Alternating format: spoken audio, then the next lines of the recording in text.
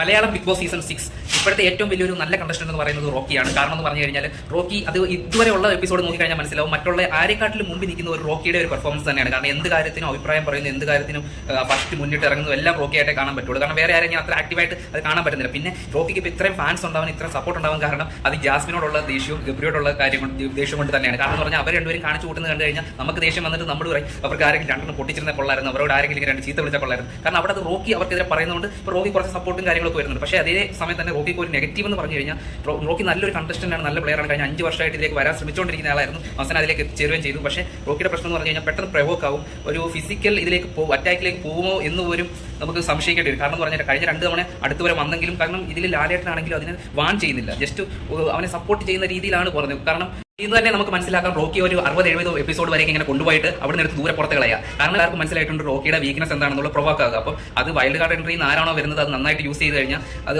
അത് മനസ്സിലാക്കാതെ റോക്കി പ്രവർത്തിച്ച് കഴിഞ്ഞാൽ എന്തായാലും പുറത്താകും. എന്തായാലും നമുക്ക് കണ്ടിരുന്ന് കാണാം എന്താ സംഭവിക്കാന്ന്.